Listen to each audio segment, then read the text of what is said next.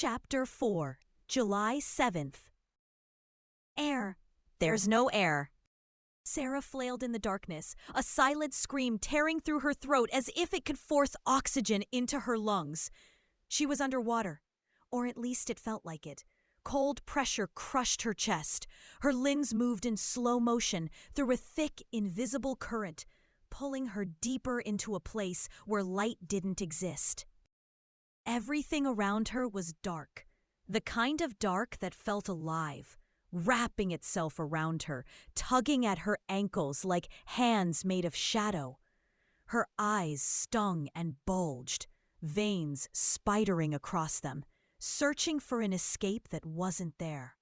Her chest burned, not just from the lack of air, but from something deeper, a dread that curled like smoke in her bones.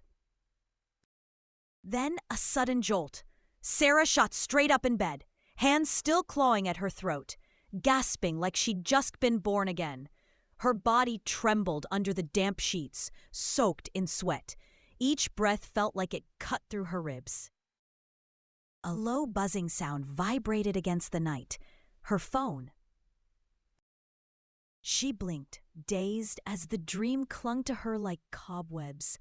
She turned her head slowly, the screen lighting up her nightstand. The name glowed through the blur in her eyes. Tammy. She reached for the phone like it was a lifeline. "Hello?" Her voice was hoarse, barely a whisper. "Sarah?"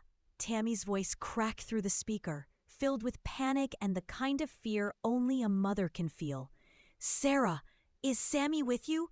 Please, please tell me she's with you."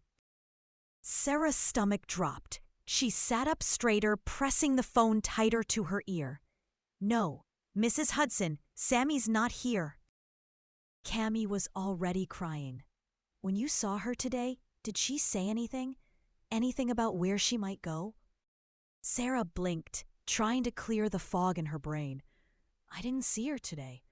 I haven't seen her in over a week."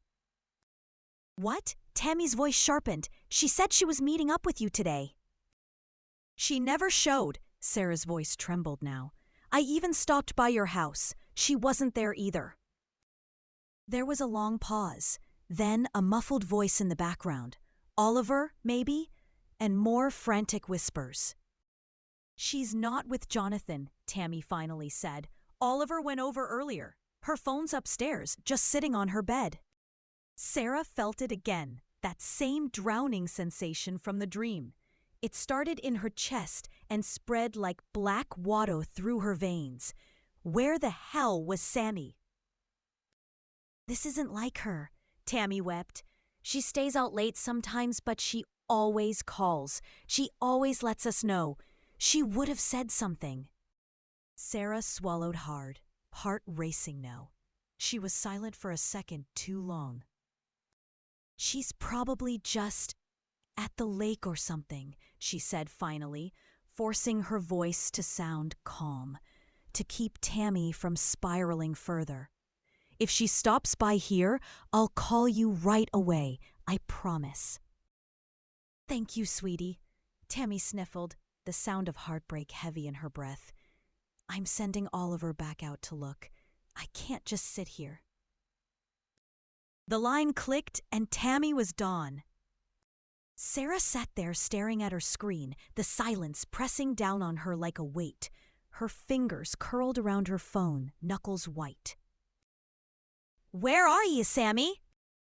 She looked out the window, but the darkness outside felt too quiet, too still. Her thoughts spiraled, searching for answers that weren't there. Why would Sammy leave her phone? Why lie about meeting her today? What was she doing that no one was supposed to know about? Sarah lowered herself back down, her comforter wrapped tight around her like a shield. But it couldn't block out the storm in her head. Her eyes stayed open long after the shadows stopped moving, waiting for a message, a sound, anything. Sleep never came.